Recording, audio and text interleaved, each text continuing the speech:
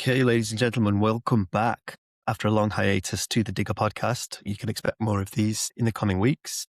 My first guest on this new version, I'm really pleased about. His name is John Priestland, and he represents a report which he will be telling you about, John, called... It's called Preparing for Disclosure, a public health framework for paradigm shifting revelations.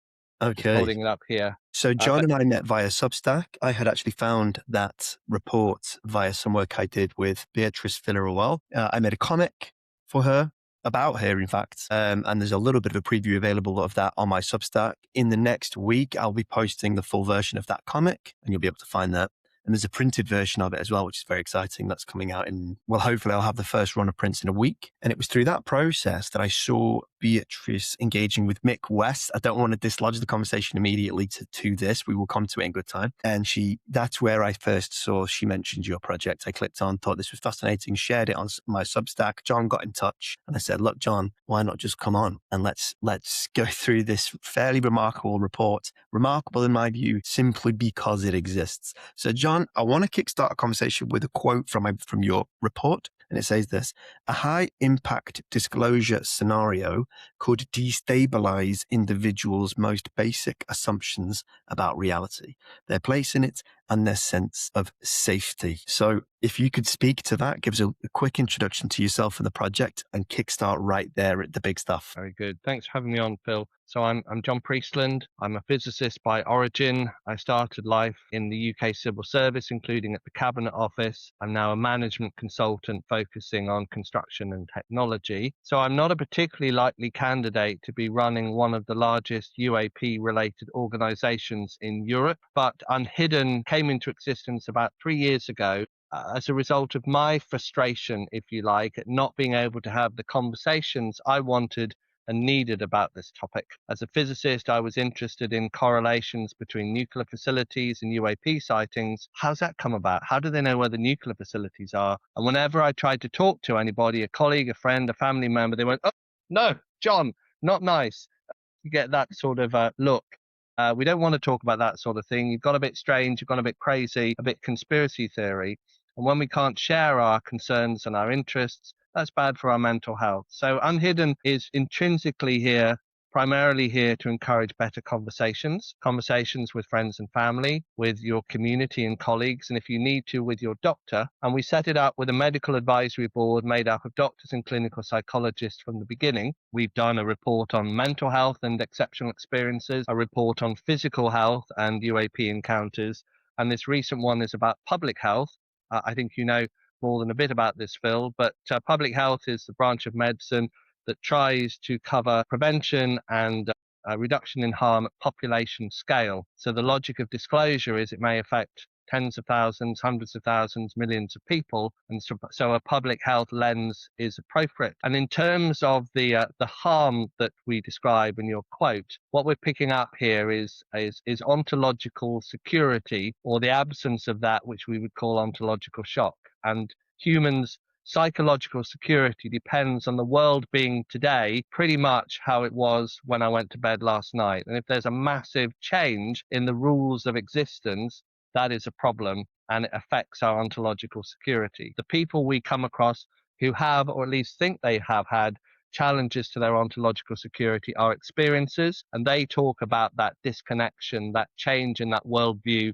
They don't know what else might be false, what else they might not be able to rely on.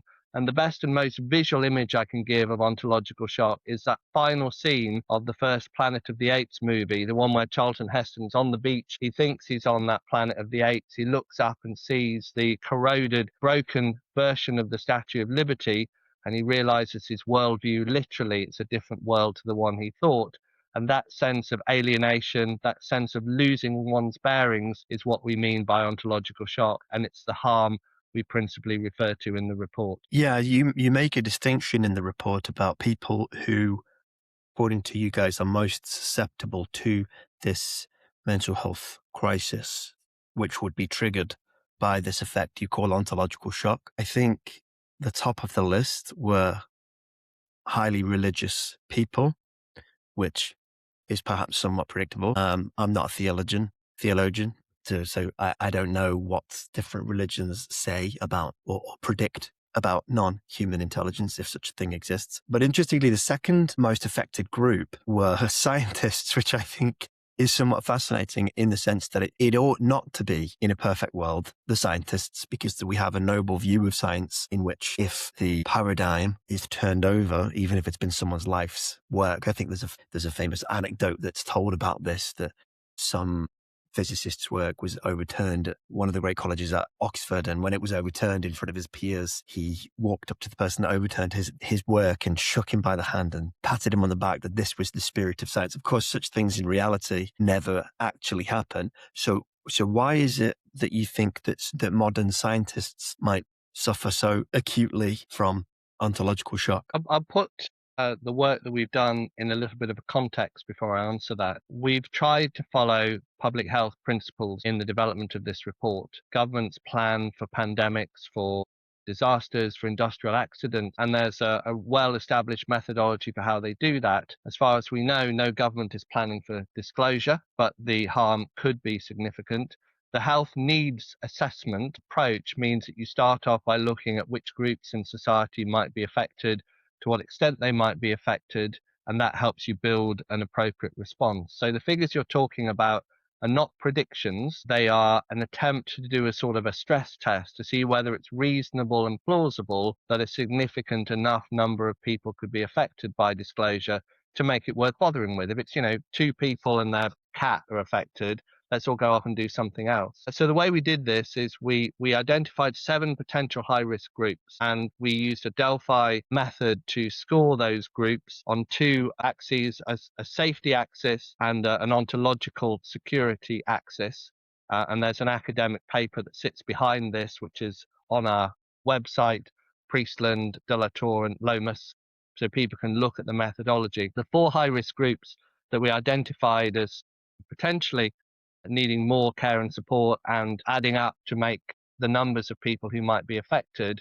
Whereas you say people with strong religious beliefs, people who have strong connections with the STEM community, science, technology, engineering and medicine, vulnerable communities, people with existing mental health problems or lower socioeconomic advantages, because the literature shows it's vulnerable people that always do worse when there's disasters or other issues that people in society have to face. And the 4th group is UAP experiencers. It might reopen their trauma from years before. It might make them massively cross and frustrated that they were told all along they didn't see something, but hey, it seems to have been true all along. So picking up your point around the STEM professionals, what the research shows is that, and there's a piece of work by Cahan, is that scientists are very analytically capable and they're more prone to motivated resistance when their professional identity is threatened. One of the reasons is they do associate their professional identity with the whole essence of science. And as a physicist myself, I realize that it's ingrained, the things that we should believe and are okay to believe. We believe in Newton's laws of motion and quantum mechanics, to an extent in Maxwell's equations of electromagnetism, or some of them.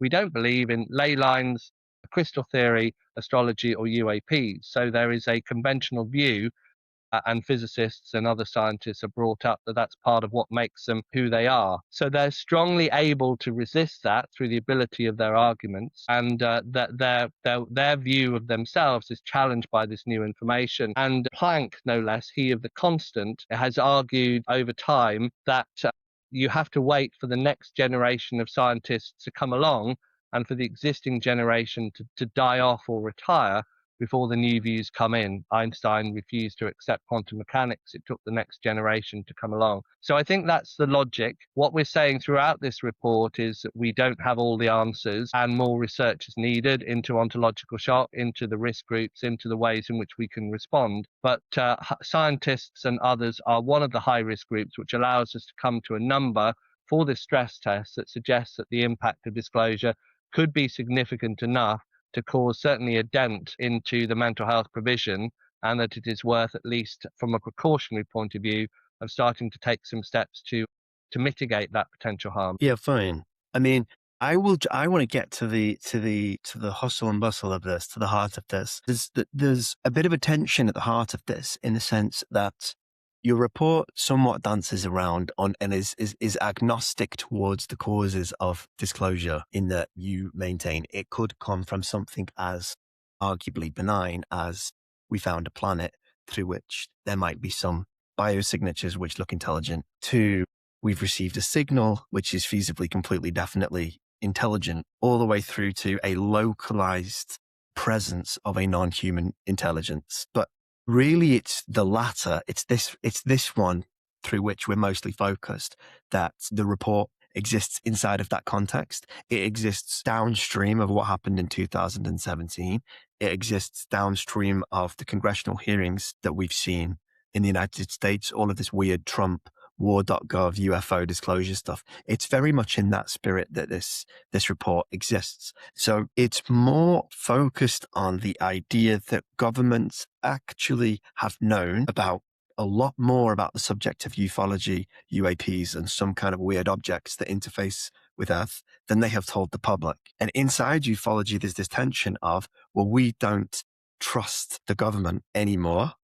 And my question is, sometimes it feels like your report is written to protect institutions from the fallout of the anger that might happen as a result of disclosure, rather than the public. Do you acknowledge or see some of the tension that exists there? I think that's a really interesting point, and I think there's an connectedness, isn't there, between the well-being and avoidance of harm in individuals, and there still being functioning institutions sitting at the heart of society. And if governments break down because of the loss of trust, then that has real consequences for everybody. One of the pieces of research that we point to is work by Smith and Freud from 2014 about institutional betrayal. They look at the underlying harm not coming from it's the violation of the trusted relationship that produces the most severe and lasting psychological damage. So the point we're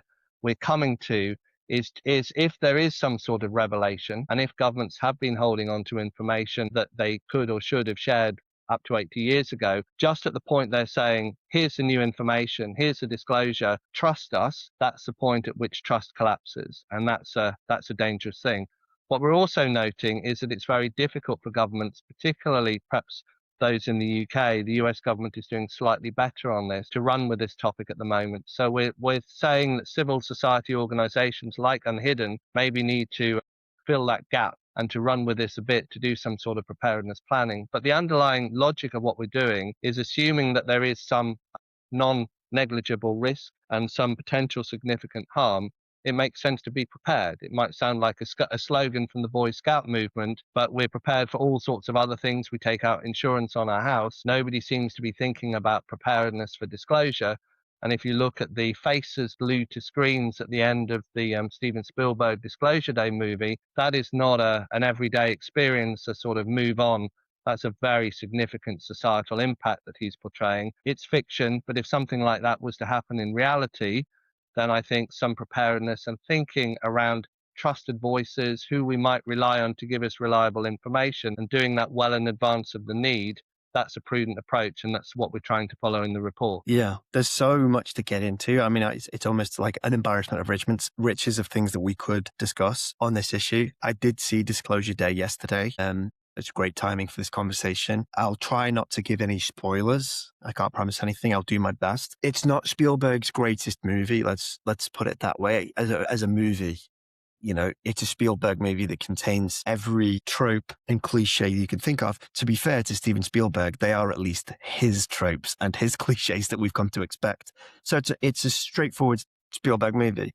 What's fascinating about the movie to me is that the movie exists at all, because it's like we're being invited to watch this movie that is ostensibly fiction, but it's clearly completely rooted in a very real thing that is happening in the United States primarily at the moment, which is a slow opening up of secrecy around a subject matter that has fascinated people for decades.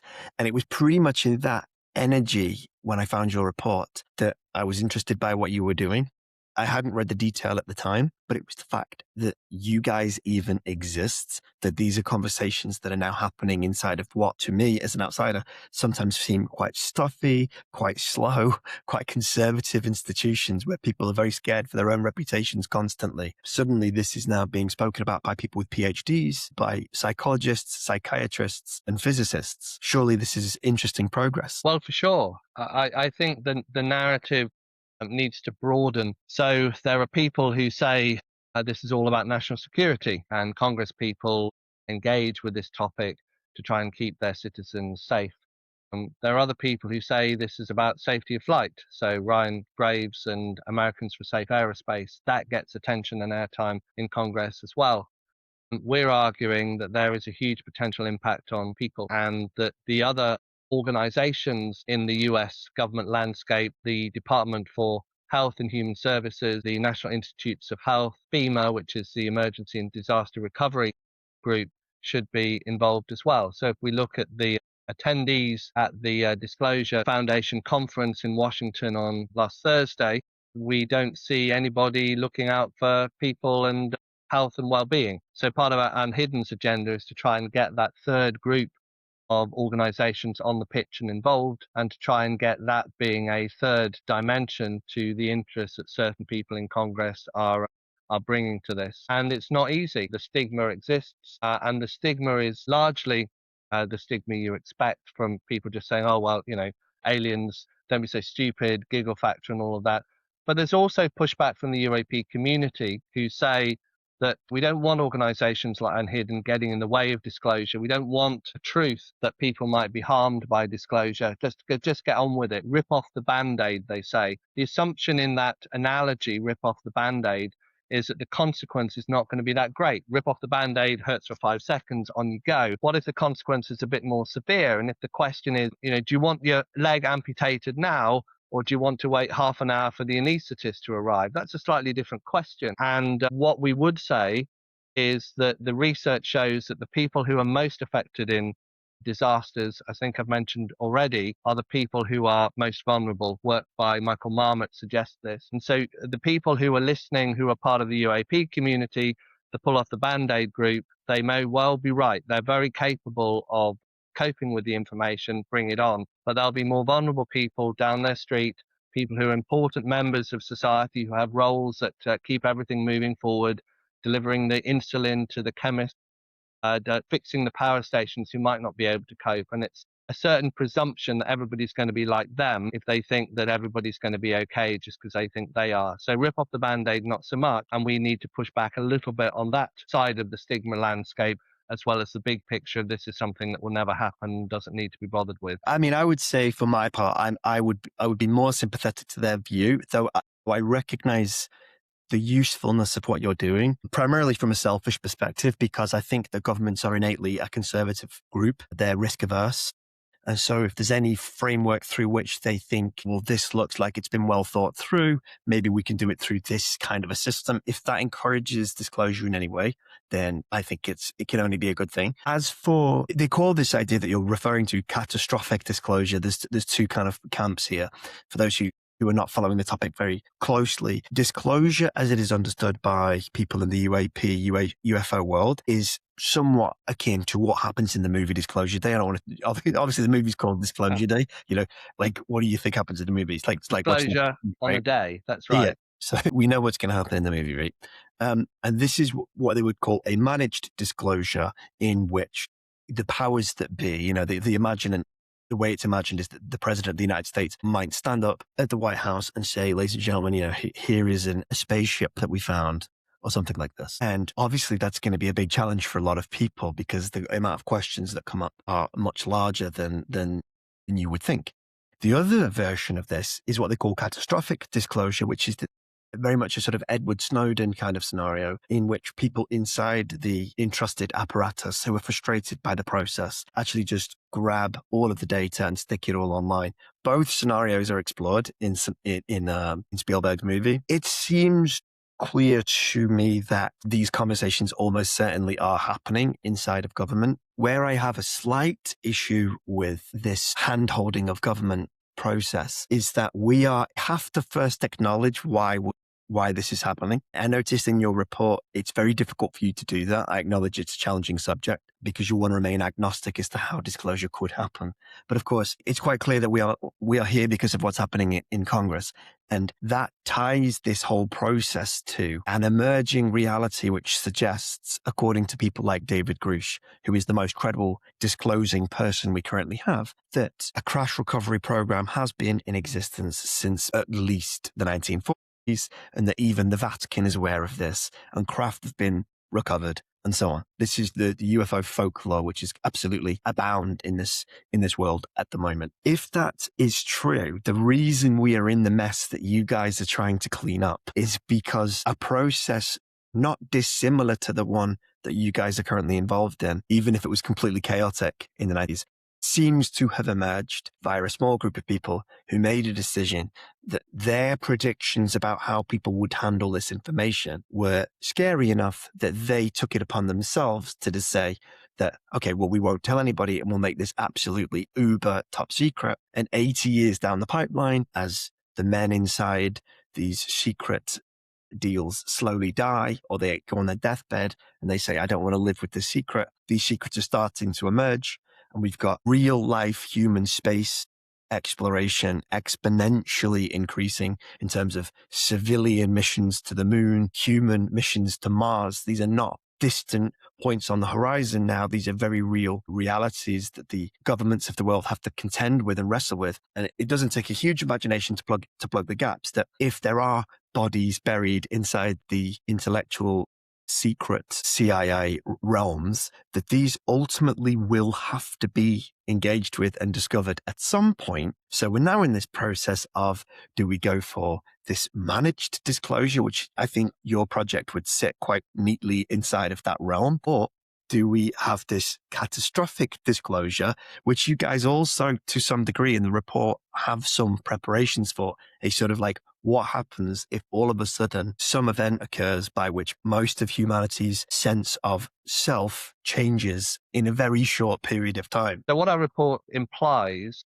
is that the speed of the information release and the significance and severity of that information does have an impact on the likely harm to people. And that makes sense. We've got three scenarios that we mentioned in the report.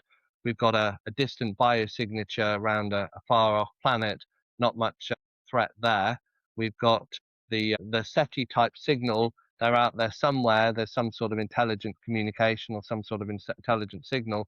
But if they're a long way away, there's not much threat there. If we talk about the third scenario, the one around closer to home, there's a whole range of different possibilities, some of which will be perfectly benign, some of which we won't know about, and some will be some sort of a threat. So I think that matters. In terms of the progression from controlled disclosure to catastrophic disclosure, we don't think it's a binary choice. We want a disclosure that has care and compassion in it. And we are agnostic, if you like, around the causes of disclosure. We're interested in and wanting to prepare for the consequences. And the consequences are pretty familiar to people: their anxiety, their depression, their trauma, PTSD or otherwise. And there's something different around this ontological shock, which we need to learn much more about. And just as if somebody had a frightening experience, that they'd seen a nasty road traffic accident or they'd seen a mugging on the tube, one would hope that the response to that anxiety, that trauma, that possible depression will be kind and compassionate and available at the time it was needed. So we would like to think that a response to anxiety, depression or trauma for disclosure would be timely and when it was needed. If it's needed at a very large scale, it won't be available. And we want to try and use the public health thinking to reduce the impact. And we don't have a vaccination for disclosure, but there are things we can do through talking, through listening, through building trusted voices and getting away from stigma to reduce the likely impact on people, or so that fewer people react badly and the level of their reaction is lower. That's what we're trying to do. And I began my interest in this topic 4 or 5 years ago, trying to work out what it might be. One week it's ultra terrestrials, the next week it's interdimensionals.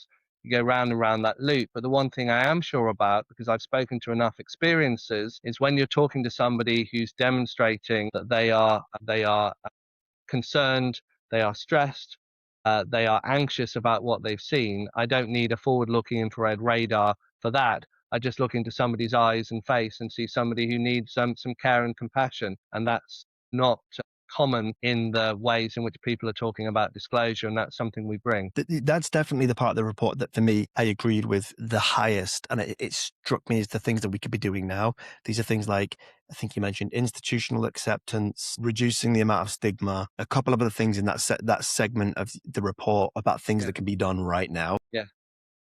I think that's happening as well, actually. Like slowly but surely, the stigma that surrounds the subject matter has basically, in my view, evaporated. I mean, I've been following UFOs since I was 10 years old. I used to go out looking for them in the fields near my house as a child, having got this magazine called the X Factor, and you would collect this magazine. And I remember reading in that magazine as a 10-year-old about Bob Lazar, Area 51, Majestic 12, all the classic UFO folklore. And I was just completely fascinated by this. And I followed the subject matter very, very, very closely. So to me, none of this is surprising. And I recognize in your report, it says that, kids will almost not be affected. In my experience, I found that to be the case.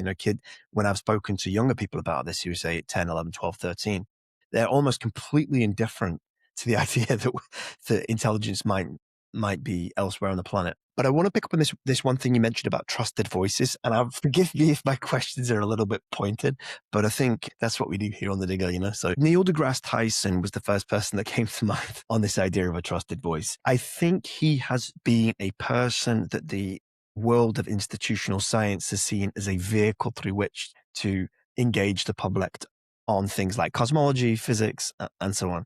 I've met Neil deGrasse Tyson. He's a nice guy. He has certainly been one of the key architects of the stigma that you've described in the report. And in the last couple of weeks, that's gone on for years. So he used to make jokes about, well, I've not seen any pictures of aliens. And if anyone's ever been interacted with aliens or seen a UFO, why can't they get a good picture? Everybody's got a phone in their pocket. Lots and lots of kind of derisory, stigmatizing views that he has held. Suddenly, out of nowhere, within the last, I think, 2-3 weeks, maybe 4 weeks, I think it's been, Neil deGrasse Tyson has absolutely done a full 180 and is now this kind of cuddly pro-disclosure person. He's still skeptical, but to say that he's changed his tune, if you followed his career, would be an absolute understatement. Neil deGrasse Tyson, if you're listening to this, I would very much like you to come on and have right of reply here as we discuss you in the absence of your presence. But I think it is relevant to discuss in the context of a trusted voice. Is this the kind of thing you're talking about? Like, where will these trusted voices come from? Because so many of the voices that you would pick in a traditional way are voices that have, until now, completely stigmatized and derised this subject matter. Either stigmatize the subject matter or they have a particular agenda as part of the topic. So I think in a way, Phil, you put your finger on the heart of the problem. And we use trusted voices in two ways in the report. Let's go to the second way first, which is at at the end of the Disclosure Day movie, what happens the day after? Who do people place their trust in to give them proper information around what they've just seen? And that's extremely difficult. We've done a little bit of discussion about who this might be. Some people have suggested the Pope. Some people have suggested Sir David Attenborough, who, for those watching the podcast outside the UK, is a very eminent and very elderly, wonderfully so. He's about 95, 96, British naturalist, host of various wonderful BBC programmes. Somebody else suggested His Majesty King Charles. I think it's hard to know where we would go for trusted advice. And there are lots of ways of criticizing what happened with COVID. I don't want to go there in detail, but one of the things they decided to do and tried to do is to set up a committee called SAGE, which was made up of experts who were giving their advice in real time about what the virus was doing. And remembering in 2020, people were discovering and sequencing the genome in real time. So do we need something like a SAGE type committee for post disclosure? Who would be on that and why would we trust them? And thought should be given to that now, because you can't make that up in the 20 minutes it takes from the first sighting to all the smartphone messages getting around the world. The trusted voices we talk about pre-disclosure are people who will be trusted in society to carry some gravitas and some knowledge. So we might be talking about Brian Cox. We might be talking about astronaut Tim Peake. who people would look to if they started talking about taking the possibility of UAP encounters, non-human intelligence, seriously. They would be listened to and carry that sort of credibility. The link between those two is that if we establish those trusted voices pre-disclosure, we start to have the availability of those voices post-disclosure. But it's a real problem. And you can see that the information could rapidly run out of control. One of the research reports we mentioned in our report talks about how false information goes much more quickly around the world than true information. It's a study from 2017, I think, in the MIT labs. So false information around what's happened with disclosure could be, 2/3 of the way around the world before truth has even got out of bed. That's the challenge. So building the framework for trust and ways of countering misinformation is really important, and again, needs to happen before the disclosure genie is out of the bottle. I would add my 2 cents here that my view, strongly held view, is that it ought to be a grassroots process. So if there were a committee accepting advice or thoughts, I would strongly recommend that, because I think that even for someone who people like Brian Cox, he's also been very derisive about the subject matter as well. Yeah, yeah. And he's well liked. And I like these people, by the way. I don't hold a grudge, because I understand that people have different things they want to talk about, and it's a huge, difficult thing to engage with. As it happens, you mentioned Sir David Attenborough. I've actually worked with Sir David Attenborough. Oh, right. And I know that he actually is a believer in Bigfoot, if you can believe it. And he's spoken openly and publicly about that. I think he's probably a bit old to take this on. It would have been nice 20 years ago. Of course, the other thing that I would say on that subject is the squandered opportunity. It's so frustrating that they had a golden opportunity of the perfect people to do this in the 90s, I would say. People like Gordon Anderson Cooper. There's an astronaut who's spoken completely openly about the prospect of UFO visitation and even alien visitation. And rather than roll with his interest in the subject matter, they actually just tried to completely shut him down for about 20 years. And it forced the conversation out of the official channels and into places like this, right? So you can see why there's a cynicism here about trying to manage this any further, that each time there's been an attempt to try to manage the process, in my personal view, more often than not, we've actually just made things even worse. And it's become something that's just built up like wood in a forest before a forest fire, and the more fuel there is, the bigger the fire at the end of the process. Let me say something about grassroots, because you hit a particular chord with that. You've also just mentioned forests. Yeah. I'm very struck, and I've mentioned this on a couple of times previously, by another podcast, Liminal Frames, from about maybe 2 years ago. Nathan and Darren host that one. And Nathan was talking about different types of disclosure. He talked about something he called controlled devolved disclosure. And he had an example of a village that was next to a forest. And people from the village would go into the forest and they would come back and they would say to the other villagers when they came back, there's bears in the woods. And Okay. provided the villagers listen, after 2, 3, 4, 5, 6 people have come back from the forest saying there's bears in the forest, that will be an accepted thing. No announcement from the mayor, no big ticket thing. It's just absorbed into the zeitgeist of the population. That's grassroots disclosure. And in many ways, that would be kinder and easier on us. But there's one thing that you have to do. Well, first of all, you have to get the people to say that they've seen the bears in the woods, but then you also have to do one other thing, which I don't think it's too much of a spoiler, is the very last word of the Steven Spielberg Disclosure Day movie, which is listen. And what we don't do anything like enough of at the moment to get the grassroots disclosure happening is we don't listen to experiences. We don't make it easy for them to come and share what they've seen, and then society as a whole disregards that, it doesn't listen. So we talk in the report around the value of lived experience. The lived experience to share is that of experiences. And in order to get the benefit of that as society, to find out more about what might be going on and to start to reduce the reaction to news as and when it comes out with full disclosure, listening to experiences is really important. But we don't listen. We say nothing to see here. You're all a bit strange.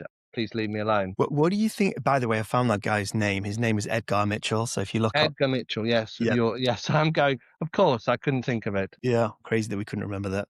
But he was, before he died in 2016, at 85. very open to all of this stuff in a way that most of these guys were not. That was a pretty fascinating guy by all counts. I noticed that you mentioned that when you talk about the subject matter, people freeze up. They don't want to talk about it. They're embarrassed, the stigma and so on. Funnily for me, what I find is almost complete indifference. And what's your experience of that? Because take, for example, the Disclosure Day movie. Again, ultimately you should go and watch the movie, right? It's a cultural artifact. You need to go and watch it. But what struck me about it was I didn't think it was particularly realistic that the world would be as gripped as they are shown in the film. My experience is we've basically already had disclosure. We've already had legislation tabled in Congress that mentions non-human intelligence and vehicles of, what do they call them? Exotic origin. These kind of odd words. We've had David Grush. We've had, is it Mellor, Christopher Mellor? We've seen the work of Leslie Kean, very, very detailed work talking about credible government, scientific individuals that have said these things. We've had the top US fighter pilots. We've seen Chile has disclosed a lot of their documentation. Brazil has disclosed a lot of their documentation. We've had Obama has said that this is plausible and happening. We've had Trump basically come out and say it. We've had Spielberg make a movie about it. We've had dozens of very well-watched documentaries, endless podcasts. Is it not the case that disclosure has happened and what we're actually dealing with is complete indifference? I wonder where the indifference comes from, whether it's programmed into many, many people that this is not a topic to touch or to take seriously. And one way of achieving that is just not to engage.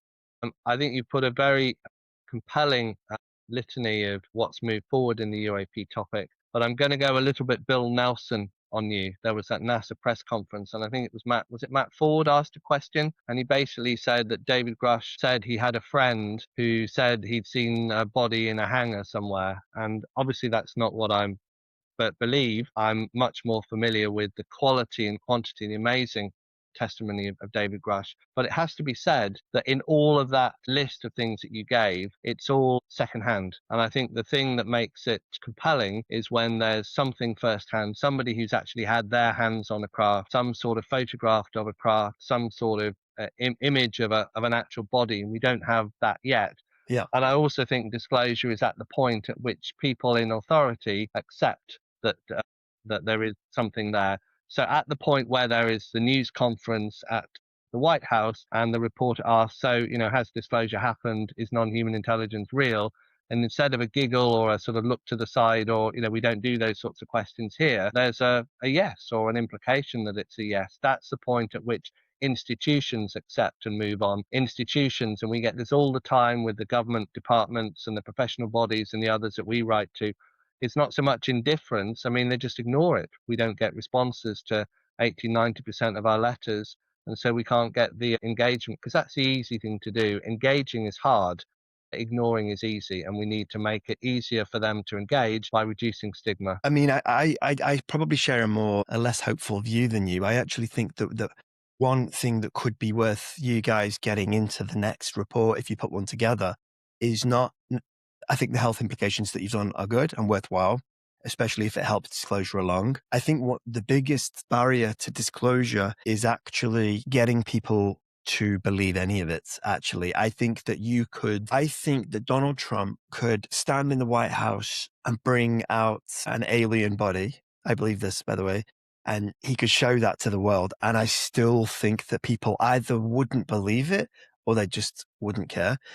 You say it yourself, like you can't be working on this subject matter and doing all of this thing to prepare disclosure and all of these things. If you don't have some quiet, though existing, relatively strongly held view that a lot of what is being discussed over the last 5 years, and in my case, like the last sort of like 20 years or more, has a kernel of truth. And yet, even now, you and I would be somewhat averse to saying, based on the evidence I have seen, I am of the view that some kind of non-human intelligence is interacting with planet Earth. I still feel unsure to say that, though I think quietly that is actually my view. I think that this stuff is real. I think that I'm broadly in the camp of Nobel laureate Professor Gary Nolan, who's told the public. This is a guy who won a Nobel Prize, is close to being a billionaire through his material science innovations, who quietly has been collecting exotic materials. These are metals or rocks, which he runs the numbers on because he's a material scientist. And he determines that a good number of the things that he holds on to have come from not from this particular solar system, and that B, it is a non-natural object, i.e. that this is constructed in some way. He even has to act like a scientist in that regard and say, these are the two conclusions I have come to. Now, most normal people don't read science in the way that they read a book. Like, to a lay person, you would have to translate what this means. What this means is you have a Nobel laureate material scientist, but one of the most talented the world has ever produced, telling you that in his possession is an unnatural object of extraterrestrial origin. Ergo, he has some kind of extraterrestrial object in his possession. So for me, the challenge is not necessarily how people will react when they come to believe. It's actually, how will people come to believe this at all? Yes. Well, you're right that either through the lack of trust in institutions generally, or as part of some sort of self-defense mechanism, people may be very reluctant to believe even when the evidence is very strong. Part of what makes me think that what we're doing is worthwhile, and I wouldn't be wasting my time on something which was absolutely fanciful. I went to a party not that long ago with a very, very clever, but frustratingly so, philosopher who was telling me that, yes, of course, it would be just as valid to run a charity for people who think they're Napoleon as it is for Unhidden. You're right. It doesn't actually matter what the topic is at hand. And you kind of go, well, no, that's not actually right. We're doing something meaningful because the politics of the day and the potential harm of the day suggests this is a real enough sort of a threat. We've got no evidence of the existence of non-human intelligence beyond what anybody else has. But I think there's another axis just to mention, and I mentioned in my introduction that I'm a former civil servant. I was at the Cabinet Office. You develop quite strong antennae, political antennae, as to how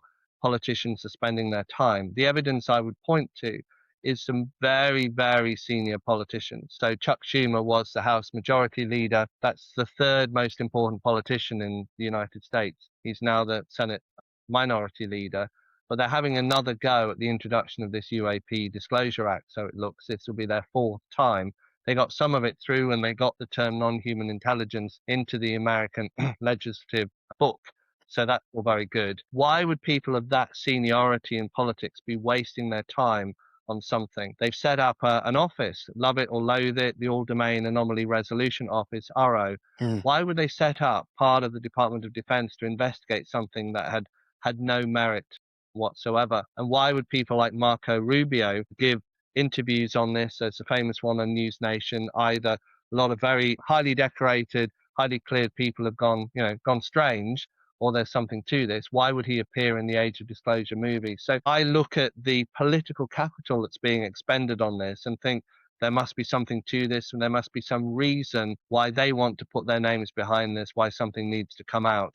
And I think that's some of the strongest evidence that there's a there, because if there wasn't, they wouldn't be doing this. No, I fully agree, John. I mean, my position on all of that is this. If you take Dave Grush as an example, when the journalist verifies someone's background and he's sworn under oath in front of Congress, he's risked perjury through what he has stated. So if he is lying just for the sake of, like I think a lot of UAP and UFO critics will say that he's just making it all up.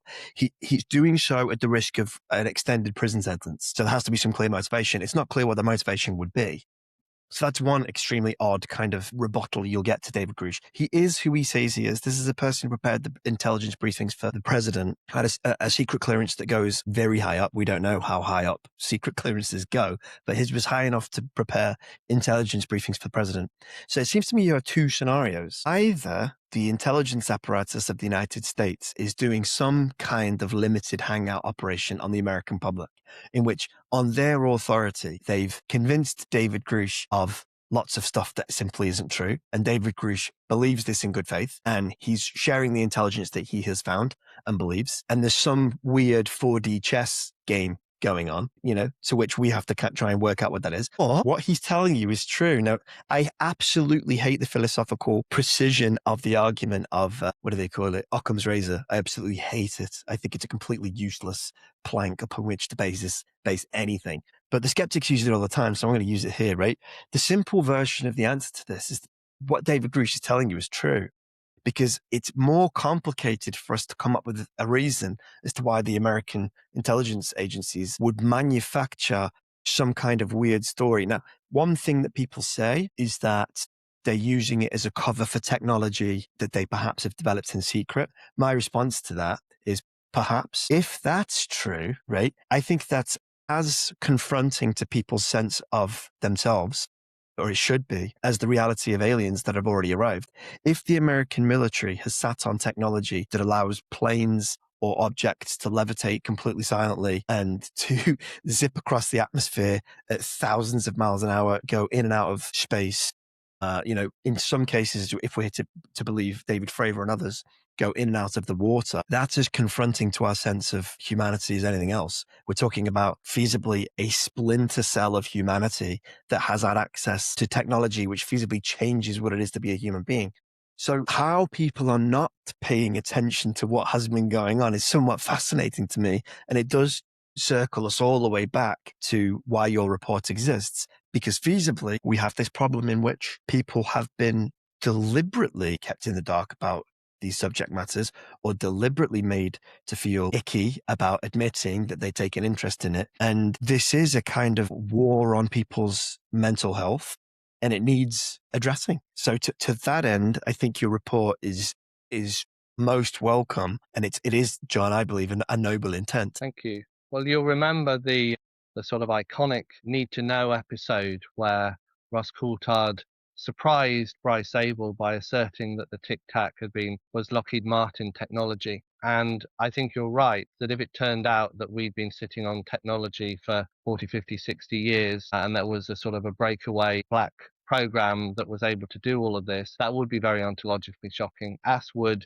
the fact that the other suggestion that governments might be so adept at misleading somebody of David Grush's intelligence and seniority as to give all of this false evidence. That's would be massively ontologically shocking in a way. And I go back to the fact of Unhidden being interested in the consequences, not the causes, consequences of anxiety, trauma, depression, possibly something more with ontological shock. Those are medical dynamics that we understand and we can treat and we can care for people about. They are independent of the cause, and all of these causes can lead to this sort of level of harm to people, but we can only be ready for preventing the harm and ready for dealing with the harm if we get ahead of the curve. If we're completely reactive, there's no preparation, more people will be harmed, whatever the cause of that harm turns out to be. Yeah, and I like the proactive nature of your report, the things that can be being done right now. Hopefully we're doing something along those lines as you and I speak right now, which is to reduce the stigma around this subject matter. It's certainly not you and me that's going to get that over the line, but it's definitely been a process. Every conversation helps, it really does. And all the people who are listening to this podcast, particularly those who are a little bit new to the UFO UAP field, it's helping engage them into the topic. And each of those goes and has a conversation with somebody. Oh, I saw something interesting on the podcast. Some doctors seem to be doing something with UAPs and UFOs. And as you put it in your tweet, that's a bit weird, but it's kind of cool. If they go off and say that, then that's the result. And one conversation at a time, we'll learn that there are either bears in the woods, or we'll learn more about the reality of UAPs. Well, John, I'll tell you, just before we finish up our hour here, the one thing that I would love, if we take this offline as well, which I know the audience will hate, what I would love to see is to open this up in the UK. It's frustrating to see all of the progress being made in the United States. This is the home of the secrecy, and it seems to be that it's the home of the freedom of speech as well. We haven't seen a single thing, as far as I can recall, that's happened in the United Kingdom. So any attempt to do that, to get this through the real official channels, to have our own congressional hearing moment here in the United Kingdom, I would very much like to work with you on that, if that's something that you're doing. And I think the project's a good one. I think we can see some small glints of hope here in the UK. I don't know whether you've seen Jonathan Kaplan's new book, Not for Disclosure. Jonathan Kaplan is a very eminent King's Counsel, goes back to being on the team that produced Flying Saucer Review back in the 70s. He's written a very, very well-researched book published by Penguin. It was number 4 in the Sunday Times bestseller list Well, last week. Commend that to everybody. That's a British book, a British author, and a British publisher. And we also understand that Channel 4 is putting out shortly it's going to be a 2-film set, 2 episodes about UAPs, well-researched, sensible documentary by a company called KEO Films. So we're starting to see a little bit of activity and interest here in the UK, not at the government level, but here's hoping. so John, where do people go to check out your report? Do the plugs. Thank you. Well, so our organisation is Unhidden. We are Unhidden Foundation in the UK, Unhidden Inc. in the US, and our website is unhidden.org. And people will see the preparedness plan tab across the top and click on that. There's not only the preparedness plan itself, but the academic paper that sits behind it, the press release, and the health needs assessment that I've talked about. So there's the supporting material too. And there's also a button on there which has the word donate on it. So people shouldn't be too frightened about what that word means as well. Yeah, I understand all too well. Trying to keep these things moving is no small feat. John, it's been great. I hope that's been interesting for our audience. We want to keep this to a credible hour, and I think we've done that. You can expect more of these conversations coming soon. If you're listening for the first time, you can find this Substack at thedigger.co. That's thedigger.co. Thank you for listening. John, thank you so much. Thank you for having me.